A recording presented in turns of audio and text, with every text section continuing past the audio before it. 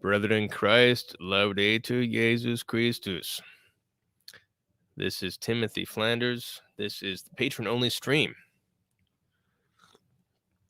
Welcome to part 11 of Jews, Judaism, and Israel, History of a People. Feel free to chat in, say hello, and we'll get started. So this series looks like we're going to be done with it next week with Pope Benedict and the Jewish question. So you'll have to forgive me. The Flanders family is recovering from the commie virus. We're all recovered, but we kind of have COVID fatigue or something. So hopefully I can get through this without too much stumbling about. So welcome, Alex. So this history, we've spent a ton of episodes going into all these depths, and we finally kind of set up the history last week when we talked about Jewish revolutionary spirit, in that we can observe these three different parties of Jews, which to a degree predate Christ, because there was this dispute between Jews about Hellenism as to how much can the Jews accept Hellenism or not. And before we get into all of that, we're just going to try to paint a very broad brush to get us to the present. And unfortunately, we just kind of have to summarize a lot of things, and I won't be able to get into a lot of detail on a lot of things. But what I would recommend is you can read E. Michael Jones. Read E. Michael Jones. You can also read Ed Maza, Scholastics and the Jews, Coexistence, Conversion, and the Medieval Origins of Tolerance. We'll talk about that. And then you can balance all this too with Henry Abramson. He's an Orthodox Jewish historian. He's also coming out with a big, long, multi-volume History of the Jews soon. First volume will be this year. He also has a ton of videos. He seems to be a very good historian. But you can also balance that with the Jewish Encyclopedia, which is all online. The older version is all online. So that's where I'm getting all this information is kind of summarizing a lot of these things like that. Okay, so we talked about these three parties of Jews, and it has to do with their attitude towards logos. The logos contained in the Old Testament, different forms of logos. There's the logos incarnate, of course, which is the fulcrum of these parties. So the very first party of Jews accepts Christ, is baptized. They become the light of the world through the apostles, the New Testament. All of any Jewish followers that come after that are always a part of this first group who really fulfill the ethnic vocation of the Jew to become the light of the world. And this is what we talked about, the Jewish revolutionary spirit. This is why there is a ethnic temperament, ethnic vocation to become the light of the world, which is referenced in the Holy Scriptures. And Jews become that when they're baptized. And Gentiles who are grafted in, as St. Paul says, we also become that. We partake of that, but not in exactly the same way. But for Jews who are baptized, they really fulfill their Jewishness. They can fulfill their ethnic calling and become Christians and spread the gospel of the King of the Jews. So this should be obvious, but that's why, as I said, the term Jewish revolutionary spirit, I think Jewish should not be used, because Jewish technically means to praise God, one who praises God. So then we have, among the non-baptized Jews, we have a split which begins before Christ and continues through the whole history of the Jews. And that's what we'll kind of touch on as we go through this history. We have basically kind of the rational Jews, and then we have the voluntarist Jews. And keep in mind, this is also a breakdown, a dichotomy that happens within one's own heart between rationality and voluntarism. And so logos and voluntarism. So that's something that is very complex. So we're just kind of making these generalizations, but each individual soul has this breakdown. So the first period, we've talked about the Talmudic period from 33 AD. The temple is destroyed in 70 AD. We've talked about the miracle of the thread.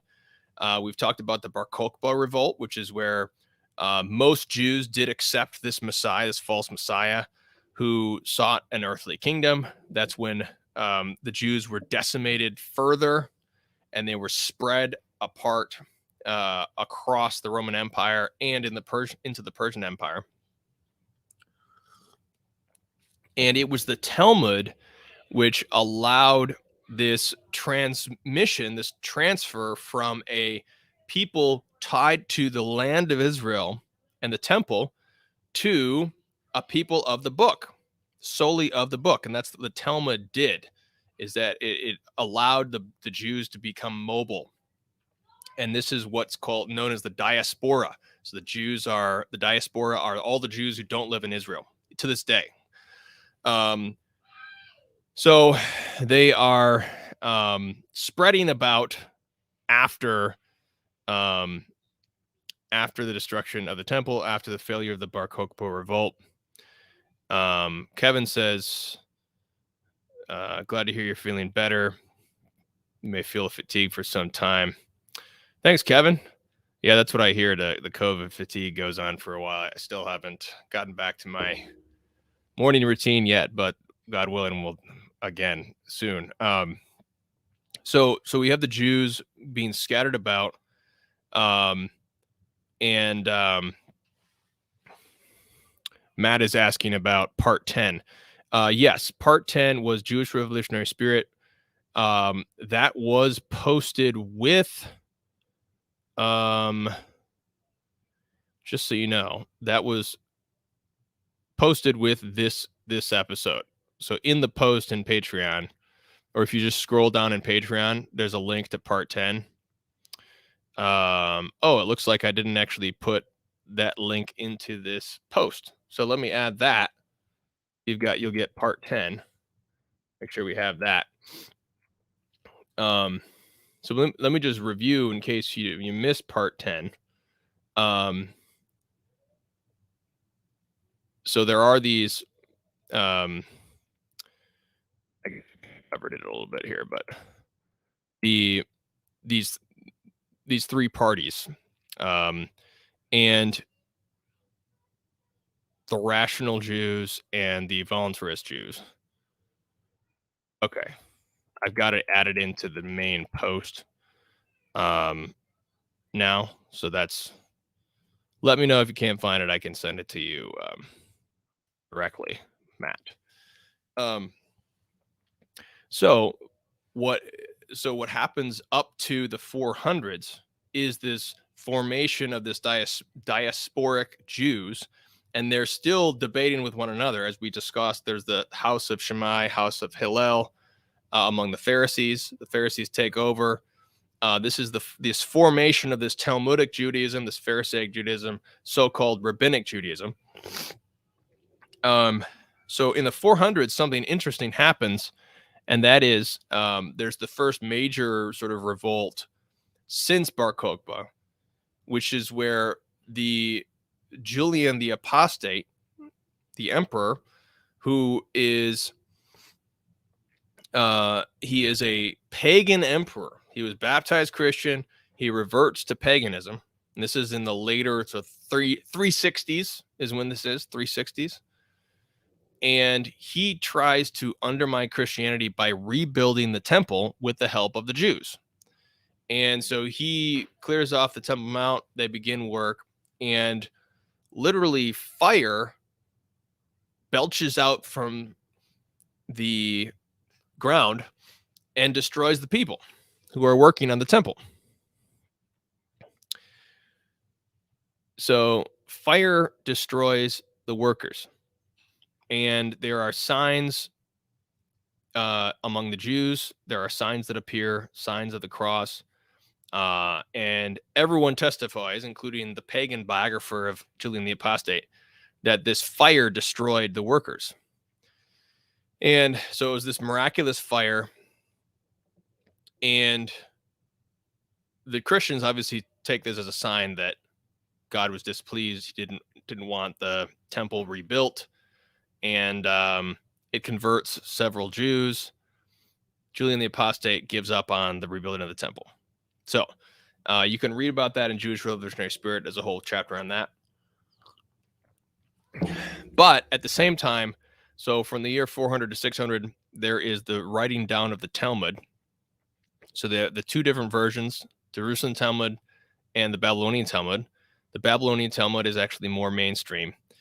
Now, up to the year 600, the Jews are still, there is still a great deal of conflict between Jews and Christians in the Roman Empire at this time. So that the Roman emperor is in Constantinople, and since Constantine, the Roman emperors have been passing various restrictions or protections to try to deal with the Jews as a people group that is not Christian within the Roman Empire. The Roman Empire persecuted heretics, and they're not sure how to deal with the Jews. And this becomes acute in the 600s, which is when there's as if you read my book, there's constant war between the two empires. There's the Roman Empire and the Persian Empire to the east. There's constant war between these two empires that have gone on since before Julius Caesar. And a particularly bitter war breaks out in around the year 600. And this particular war, the Sasanians, or the Persians, that is, Sasanians are the name for the dynasty. The Persians push west into the Roman Empire. They take Jerusalem, they take Egypt, they take the Levant, the Syria, Antioch. And as a result, the Christian population of these areas is humbled under these Persian, these are Zoroastrians or pagans. And what happens is the Jews rise up and they join with the Sasanians in killing the Christians. And so there are a number of massacres that occur of Christians by Jews during this time, which testifies to the Jewish virtue of hate that we've discussed before, in passing down this hatred and animosity towards Christians. Now, to be fair, as we'll try to be in this presentation, the Christians also had done wicked bloodshed against the Jews as well. They had also attacked the Jews from time to time. This is just an example of a more widespread massacre and revolt by the Jews.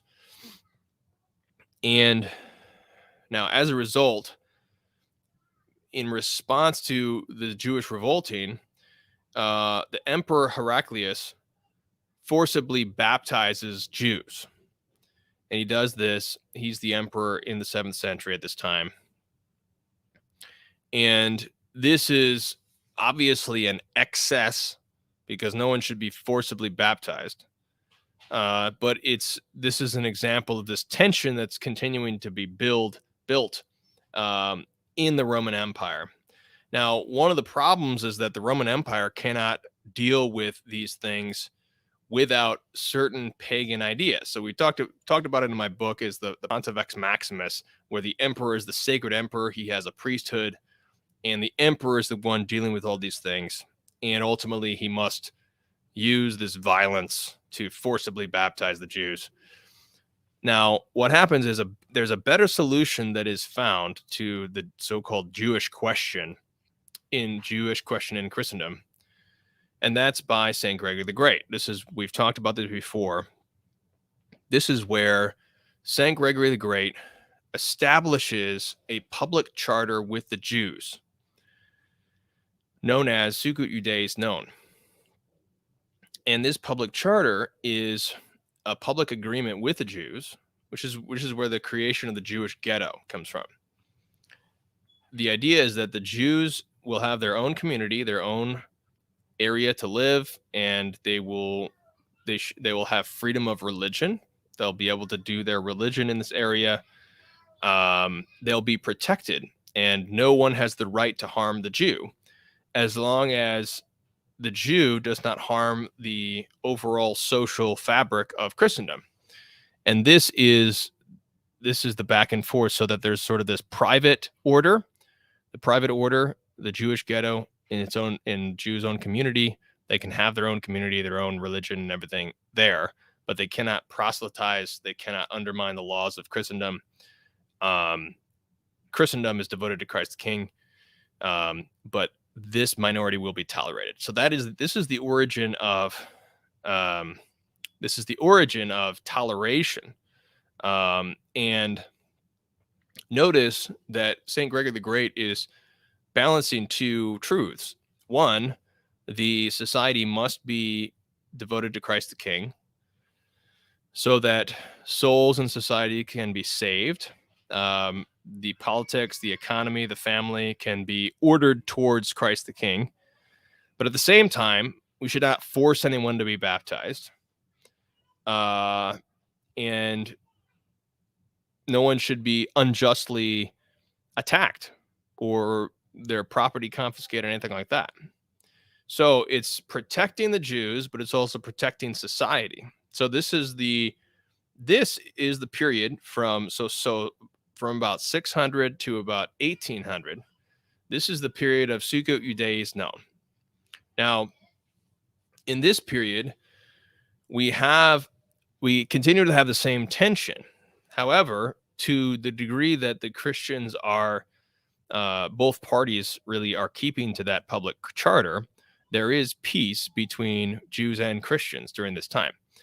Now, here's where we get into a lot of the mythology about Jews in the Middle Ages. So let me just summarize a few of the causes for tension, and then we'll get into the modern period in just a minute. So once again, we talked about those two different types of Jews. So one, you have the rational Jews who are more religious, and those types of Jews are actually going to like the ghetto. They're going to prefer living with other Jews in a fully Jewish community. They don't want to mix with the Gentiles. They want to resist conversion. And so the Jewish ghetto is actually prized by them. Whereas the capitalist elite Jewish Kabbalah voluntarist wing of Jews is seeking to mix with the elite of Christendom, mix with them, have business arrangements with them, get into magic with them and whatnot. And their idea of the ghetto is that, this ghetto is so bad because it's restricting us. And that is what the modern period will see, because that group of Jews will gain the upper hand, as we'll see. So this is the back and forth between these two different types of Jews during this period. And so here we have, this is one of the important parts, is that the Jewish ghetto is a community of protection, an area of protection for a minority. So what happens is the tensions continue to be felt because neither Jews nor Christians fully keep to the public charter. And the most salient or the most common point of breakdown is usury and greed. Um, it is not true that Jews were the only ones dealing with this, because, for example, the Medici family later on in the Renaissance were very big bakers. The Fuggers of Germany, they were big bankers. Um, so it wasn't just Jews that were bankers. That's not true. But there were Jews that were involved in banking, were involved with finance and usury and whatnot. And so they were breaking these laws of Christendom.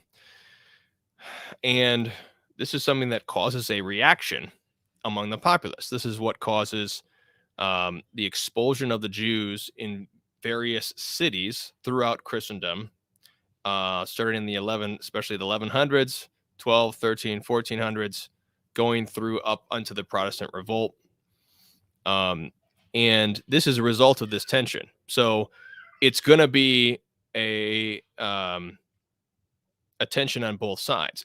In particular, Rome was actually a better place to live for a Jew because Rome held to the agreement a lot better. So many Jews came to Rome, whereas in Northern Europe, it was less. They were less tolerant of Jews. They were less faithful to protecting Jews, and there was more animosity.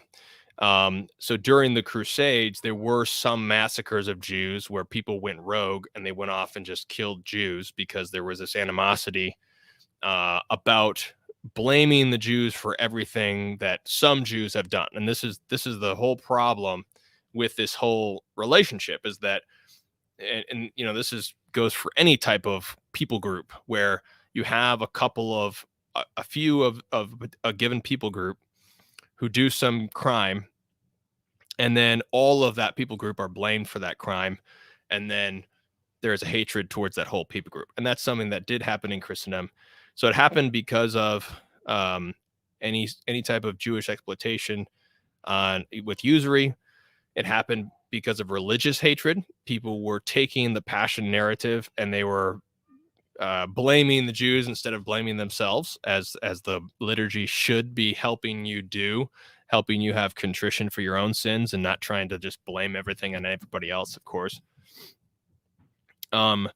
So there's this tension. Now, the tension within the Jewish community especially is shown when Maimonides comes to the fore. Now, Maimonides is this St. Thomas Aquinas figure among the Jews. He's in Egypt, and he knows I don't know how many languages, but he reads Aristotle, he reads the Greek logos, and he integrates this into a system of thought within Judaism. And the other Arab philosophers also take on the Greek philosophy. And this is what is a forerunner to St. Thomas Aquinas. St. Thomas Aquinas reads Maimonides, and he interacts with some of Maimonides' work. Maimonides is really the hero of the rational Jewish party because he uses logos of the Greek learning and integrates it fully into rabbinic Judaism. Now, there's a reaction to Maimonides among the voluntarist Kabbalistic Jews. And this happens in southern France, where they actually take Maimonides' work and they ask the Dominicans to actually burn Maimonides' work. So there's this tension between that's coming out to actually burn Maimonides' work when it first comes out. And this is associated with the Cathars of southern France, the Cathar heresy, which another crusade is called against them. But what's interesting is that the rational Jewish party sides with the Inquisition against the Cathars and the Kabbalist Jews. So we have this tension actually breaking out into Christendom against these Kabbalist Jews and the Cathars.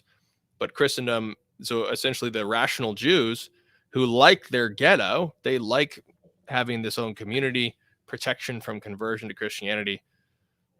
They are sort of on board with a certain rational ordering of society. They're against the Kabbalist Jews. So this tension is going to break out later on in the 1600s when we get to Shabbatai Zvi. But first, we'll talk about the Protestant Revolt. The Protestant Revolt happens, and this is where, at this point, the Jews have been expelled from many different countries and cities. And at this point, they're just being expelled from Spain because they sided against the Spanish. They sided with the Mohammedans against the Spanish, so they're expelled from Spain as well. Now, during the Protestant Revolt, many of them congregate in the Dutch provinces. This is a region, so basically the Netherlands, the modern Netherlands. This is a region which is a hotbed for revolution.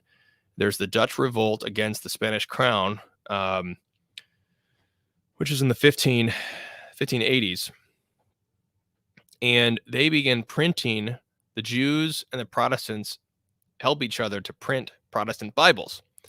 And this is where the Kabbalist Jews, those voluntarist Jews, are helping to undermine Christendom. And there's actually some other connections that are interesting with E. Michael Jones brings out.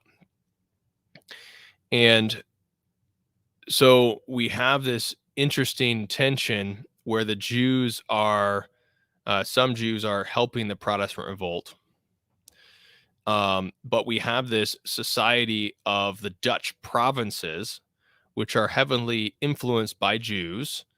So there's basically Dutch Protestants, Calvinists, Jews in this society, which contributes to the privatization of religion in the Dutch provinces. So the Protestants don't actually, this is a critical turning point in history, because it's kind of the creation of the modern world, in the sense that we're losing Sicut Judaeus now. We're not having, so in the Dutch provinces, Christ is not king over that society with the public cultus, the public mass by the king, and then the Jews are a tolerated minority. No, for the Dutch provinces, we're just going to de-emphasize all religion.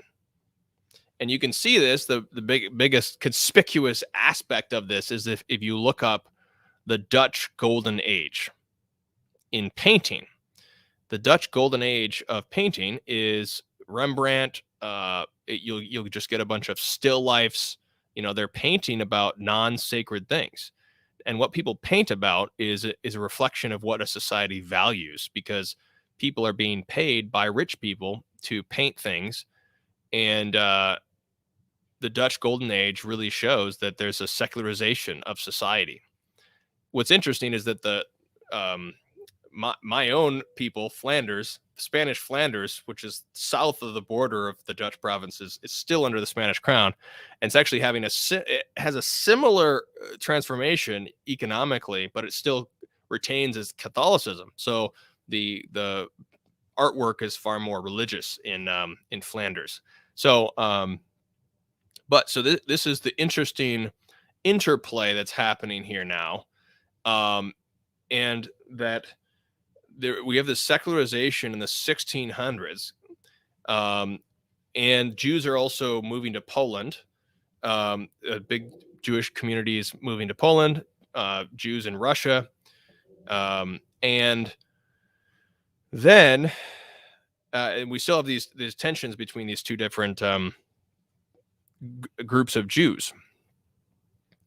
But then we have the arrival of another false Messiah. Now, to be clear, there has been many different false messiahs, but I'm just naming two different ones: Bar Kokhba in the beginning, and then this figure's name is Shabbatai Zvi. And these particular false messiahs have been particularly influential.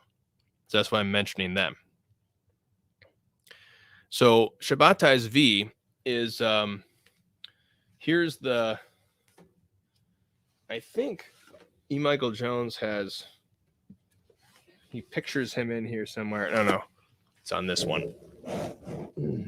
So here's Shabbatai Zvi. He's like he's in Constantinople.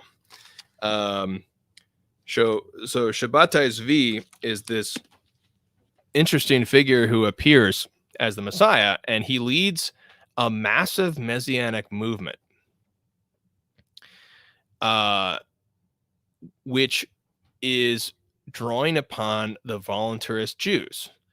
And the reason is because he claims to be the Messiah, and he claims to overturn the Ten Commandments, overturn the Torah, and he has orgies, and he's this bizarre character.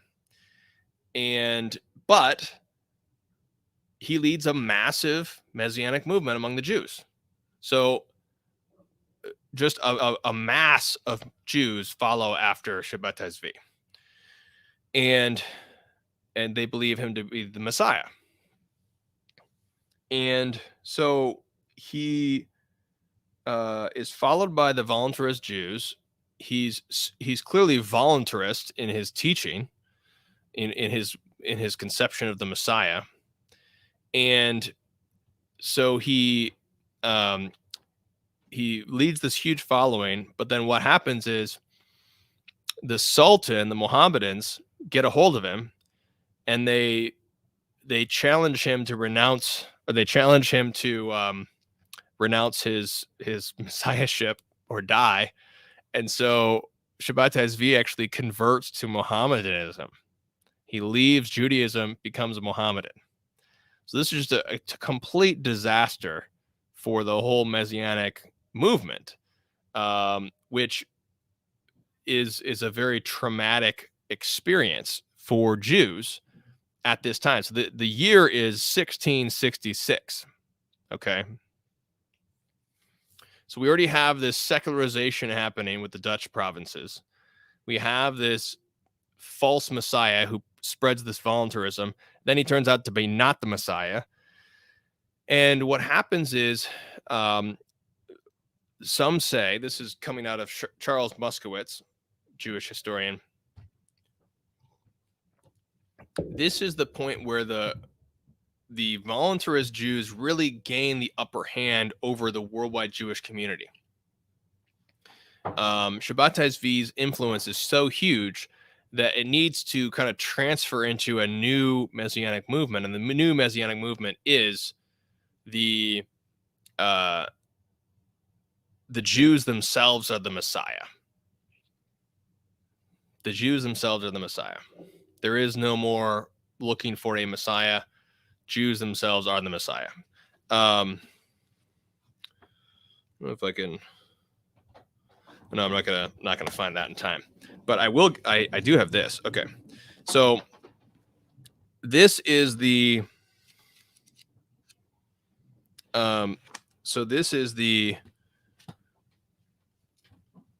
This is what forms the modern epoch of Judaism. So we have this whole 1700 up to 1800, where after Napoleon restores Judaism to the place as they had with Dutch provinces. So there's no longer Sukkot Judaïs known. Jews are given, they begin to mix more and more in society. And this idea that the Jews themselves are the Messiah gets to be potent when we have one Jew whose name is Moses Hess. And he writes this. This is, I'll quote this in just a minute. Okay, Moses Hess. So this is the 19th century. We're into the 19th century. Jews have been taken out of the ghetto. So the voluntarist Jews are mixing with Gentiles everywhere in the 19th century revolutions. The Jews are helping to lead these revolts, lead these revolutions, and helping to influence them. But then we have this self-Messiah idea among the voluntarist Jews. Here's Moses Hess. Every Jew has the making of a Messiah in himself. Our religion has, as its point of departure, the enthusiasm of a race who, from its appearance on the stage of history, has foreseen the final purposes of mankind, and which had the foreboding of a messianic time in which the spirit of humanity will be fulfilled, not only in this or that individual, or only partially, but in the social institutions of all mankind. That's quoting from Moses Hess, Rome and Jerusalem, page 88.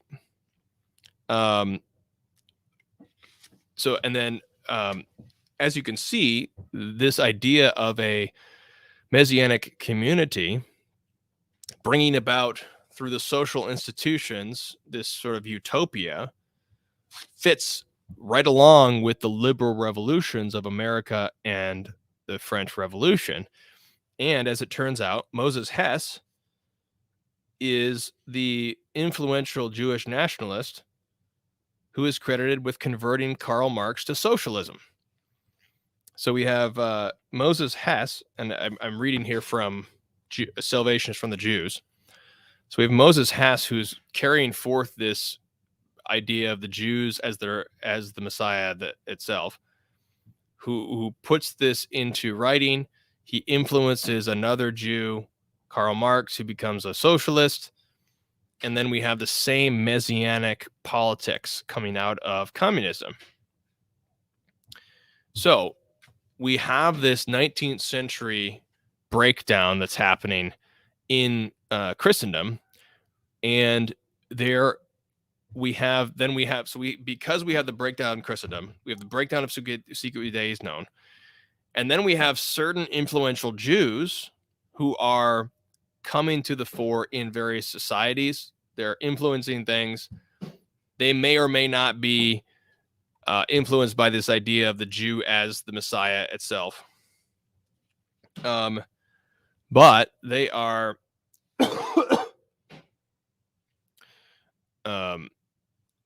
hold on just a minute.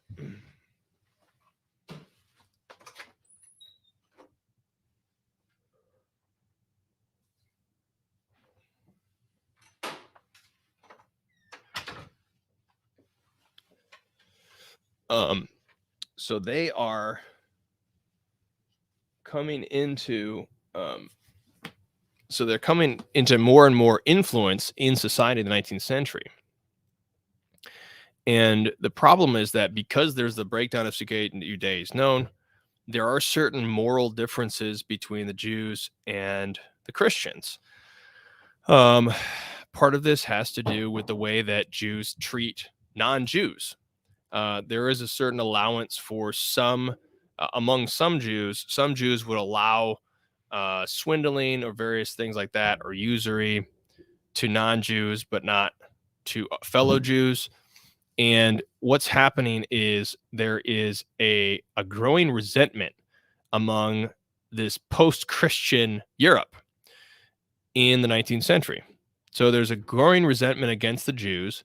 And once again, this is the same thing where you have some Jews who are doing wrong, and then people are blaming all the Jews for that. And this is something that is, I wanted to find this quote from Civiltà Cattolica, because we have this growing animosity with the Jews. And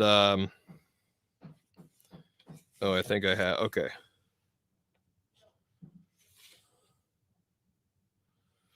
So in 1890, the Jesuits in Civiltà Cattolica say that Europe is in the grips of a very sad question, which in the 20th century, there will possibly be calamitous consequences.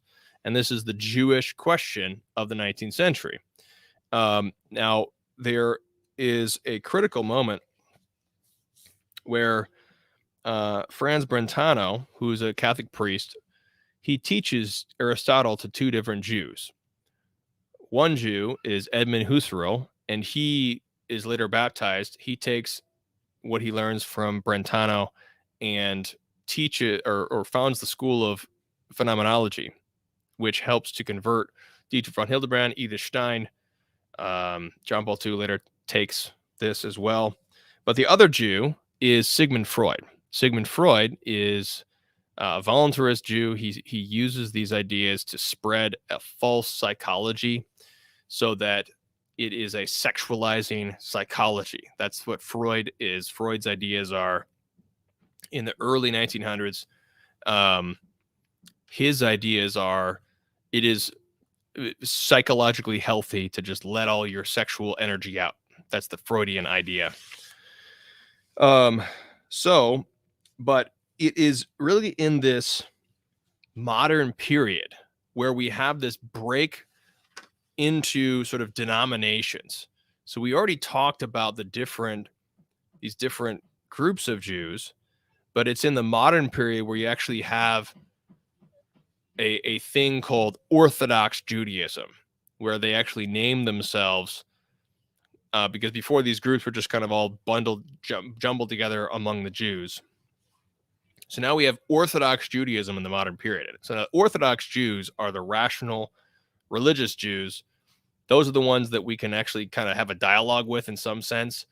We could sometimes work with them on public issues, whereas any other type of Jew, even conservative Jews, typically do not have the same religious fervor. They don't have the same acceptance of logos. Some of them are nefarious. Some of them are actually plotting and working against Christendom in various ways. Some of them are. So that's where we have these tensions arise.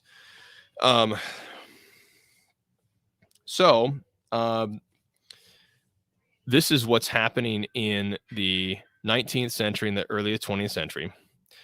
Now, this comes to a head when we have these pogroms in Russia that are massacres against Jews. And what happens is there is many Jews join in the movement of Bolshevism in Russia. And so the Russian Revolution happens and many Jews become involved to such a degree that there is basically a disproportionate number of Jews who are Bolsheviks. And they're starting to spread their revolution after the Lenin and Trotsky take over Russia. They're spreading their revolution into Europe after the First World War. So we have the revolution of Hungary, revolution in Bavaria, and this is something that causes a reaction because there are so many Jews who are Bolsheviks. Once again, we have the same problem where there are some Jews who are involved, and then all Jews then are painted as Bolsheviks. The sad thing is that most of the Jews who became, or many of them who become Bolsheviks, are actually changed their name so that they're not recognized as Jews anymore. Whereas the more religious, pious Jews keep their Jewish name, and then they get blamed for being Bolsheviks, even though often they're not Bolsheviks. So this causes a reaction in Europe against Bolshevism and Jews. This is what is informing the 1920s and 1930s. So this is where we have the appearance of National Socialism. So the Nazis are reacting against Bolshevism, which they view as a Jewish movement. And the problem is that it is to some degree. That's the problem, is that it's kind of convincing enough that it would make a vast majority of people convinced that this could be the real threat here. The problem is that there's also sexual revolutionaries in Germany, like Wilhelm Reich, who are Freudians, who are spreading sexual revolution. So this is 1920s and 30s. So we have this sort of perfect storm situation where we have, I forgot to mention that we have American eugenics coming in and becoming popular as well. So we have this racial idea We have a total breakdown of Sicut Judaeus known, total breakdown of Christendom, total breakdown of Christian charity here because people are not Christian anymore. And so they're being motivated by these weird ideologies, racial ideologies. They're not having the judgment to be able to judge the individual versus the collective of a particular people group.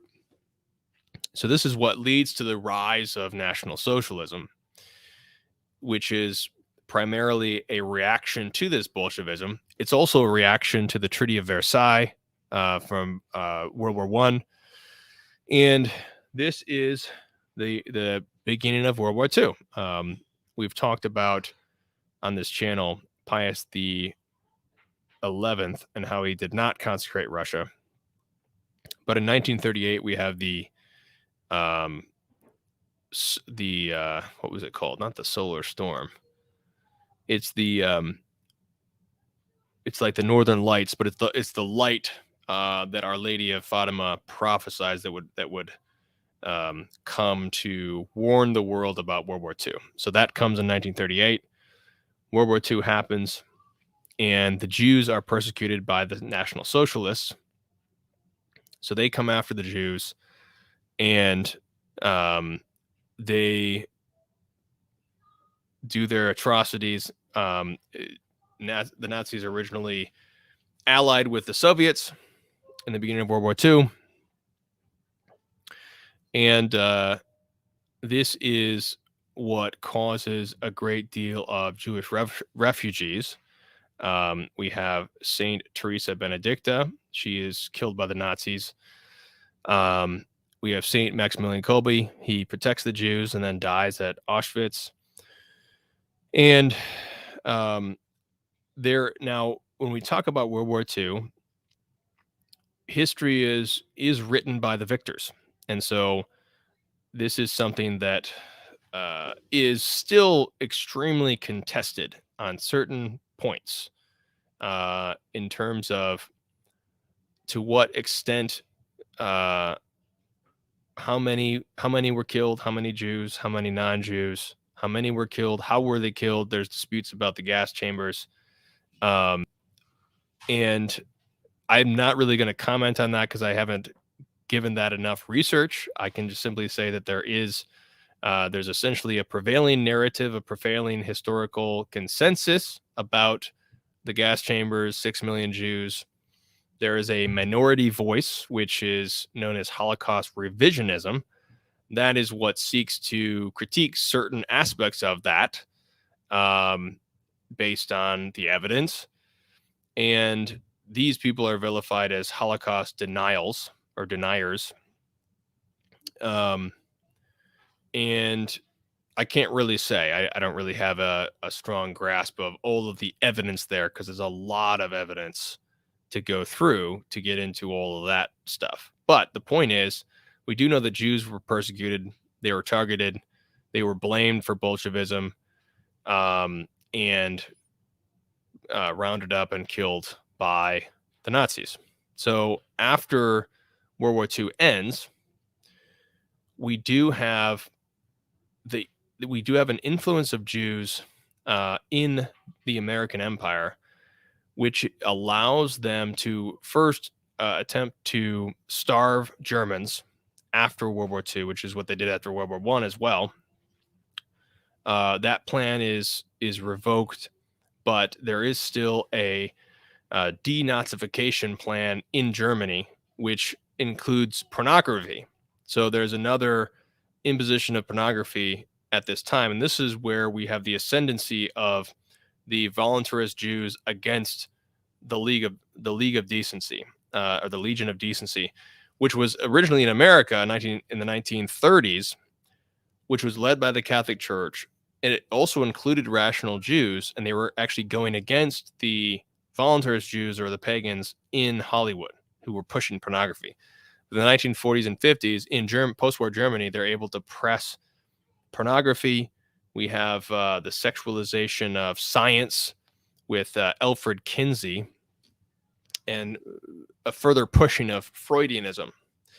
Now we come to our modern issues, and I want to read here, but this is, by the way, this is what we'll get into next week with Pope Benedict and the Jewish question, because Pope Benedict is Joseph Ratzinger growing up in post-war Germany. Jews are saying things like, if you try to convert us, you're committing genocide. So this is what the liberal Jews, the voluntarist Jews, are now doing in this epoch, is that they're calling anyone who tries to convert Jews anti-Semitic. Now here's I want to read from the Godmother. There's a whole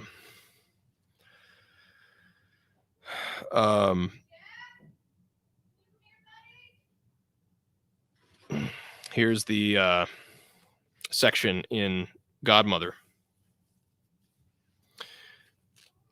So she says this, page 153. This is talking about Madre Pascalina. His Holiness Pius XII received Monsieur Isaac in special audience at Castel Gandolfo. Monsieur Isaac aired quite a list of grievances against the Catholic Church, one of them being the Good Friday prayer we use to say for the conversion of the perfidious Jews. Not only did Monsieur Isaac want the word perfidious removed from our prayer, he wanted the entire prayer removed from our missals. He claimed that the Jews did not wish to be prayed for by folks bent on their conversion to Christianity. The Holy Father told him that he would take the question under advisement on one condition: if Monsieur Isaac would see to it that all the truly horrific and utterly blasphemous references to our Blessed Lord and Our Lady were removed from the Talmud, he would see that the translation of perfidious Jews, while remaining intact in Latin, would be softer translated into vernacular texts. So we have this story of Pius XII's pontificate already, where the Jews are pressuring the Holy See to change the liturgy because they find it offensive. So this is the beginning of the Jewish lobby on Catholicism. And so Jewish lobby on Catholicism and the Catholic liturgy. So in 1960, we have actually 62, I think, the publication of the Deputy.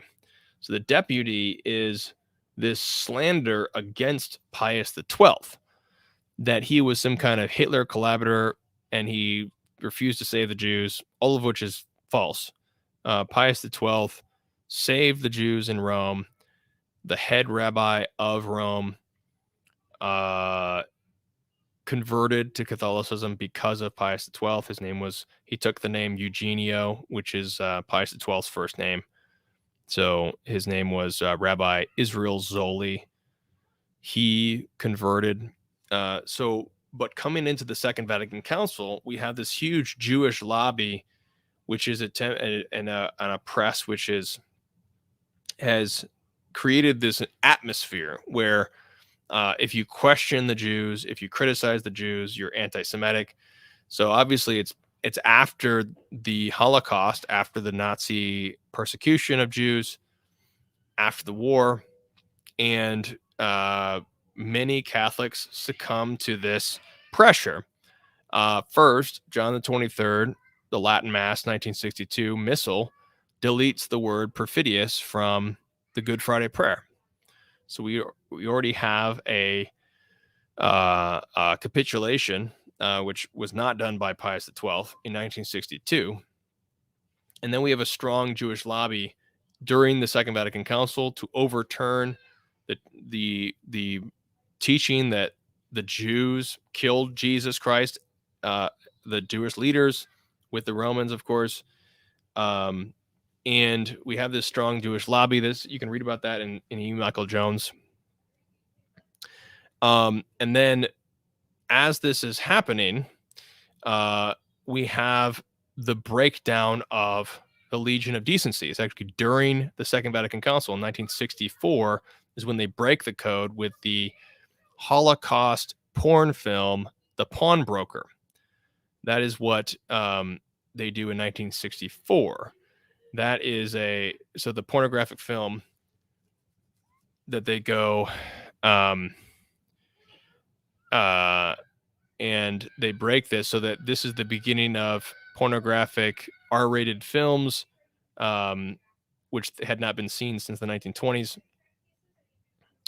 And then there are voluntarist Jews and their allies, pagans and Protestants, pushing for further sexual revolution in America and elsewhere in the 1960s and 70s, which is what creates the situation that we're dealing with now. Meanwhile, we have the Jewish Catholic dialogue has begun, but there's not this distinction between the Orthodox Jews on the one hand, and we can kind of have a dialogue with them, versus just voluntarist Jews who do not, are not sort of our friends, if you will. So that is the story of our situation. And then the Novus Ordo, obviously the new mass in 1969, completely diminishes the need for the Jews to convert in the Good Friday prayer. It's almost completely gone. Only with difficulty can you make that prayer orthodox and make that into what it was before. It calls the Jews the elder brothers, or not the elder brothers, but those who first received the revelation of God, which doesn't make any sense either, because the Jews who live today are rabbinic Jews, which is, as we've talked about, it's a newer religion than Catholicism. And so they cannot have been the first to receive it. Andy Malone has a comment. He says, the number was 6 million Jews and 12 to 16 million other races. Communism, invented by a former Protestant Jew, Marx, killed 136 million, while the Soviets permitted abortion in 1922. They own that. Right. So even if we grant the highest estimates to the Nazis, the highest estimates of their deaths, which is 6 million Jews and as Andy is saying, 16 million other races. So we're looking at like 22 million or so dead. This is nothing compared to the Soviets. This is one of the most basic things to know about World War II, is that it was a mass murderer and his allies, Stalin and the allies, against Germany and their allies, and there were mass murderers on both sides. But we can certainly make the argument that the Soviets were far worse in a lot of different ways. And this is something that is ignored, obviously, because to be a fascist is the worst possible thing, versus being a communist is not so bad. So this is we live in this post-war world. We live in this post-war propaganda world where we're not considering those things, considering the Soviets and whatnot. So this is the modern area where we are now. There is still a huge Jewish lobby, and this this is a serious problem, as we began this entire series months ago discussing how Pope Francis received the Jewish lobby a couple months ago when he commented on St. Paul. And there was he made mention of the fact that the St. Paul says that the law is dead, and then there was a bunch of Jewish rabbis who said, hey, we don't like that. And this is what E. Michael Jones points out again and again, is that well, of course, rabbinic Jews don't like Christianity. But why should they have a say as to why should they have a say as to what is Christian doctrine? I want to mention in volume 3 of JRS, he talks about the way that let's see. He talks about the way that so-called Holocaust denial. I'm not going to find this, but he talks about the way that the Bishop Williamson, when Pope Benedict XVI was reconciling the SSPX, Bishop Williamson had some comment about the Holocaust, and it was just so. This was Holocaust revisionism, which is where he was critiquing some kind of historical aspect of the Holocaust, and this caused a huge uproar to the point where they were pressuring Pope Benedict XVI to rescind that lifting of the excommunications, and to the point that Bishop Fillet threw Bishop Williamson under the bus, and there was such a strong Jewish lobby that the Holy See issued a statement, which what I was trying to find was that there's almost a statement which almost indicates that you have to believe some particular aspect about the Holocaust in terms of details about this or that thing to be a Catholic. Well, that's ridiculous, obviously, because we're just talking about a historical event. You know, a historical event can be debated among the scholars, and they can debate as to this or that thing based on the evidence, whatever. But it should not be a dogma of the faith to believe a particular detail about World War I or World War II or any historical event. These things are disputed among scholars based on archives and research and all sorts of things like that. That's how it works. But this is the problem, is that we do live in a situation with a huge Jewish lobby, and we need to be aware of that. And so this series we've tried to shed light on the complexity of the Jewish question, Jewish history, that there are these different Jews. Jewish history is complex. There are some Jews who are sort of the Jewish Revolutionary Spirit Jews, the voluntarist Jews, who are trying to undermine things. They're trying to promote abortion as a part of their Jewishness. But other Jews are totally against that. Rational Jews, Orthodox Jews, pious Jews, they're going to be completely against that sort of thing. And then we have baptized Jews. We didn't even talk about the modern Jews who are baptized. I think I'll close with that. Roy Schoeman has a great section in his book about modern. It's actually just called the Return of the Jews, and he talks all about these modern Jews. Goes through a lot of different stories, which are really great.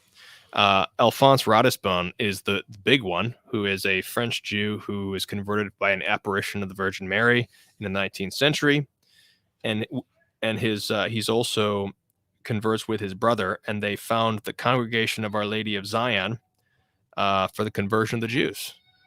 And then we have Rabbi Zoli. We already mentioned him.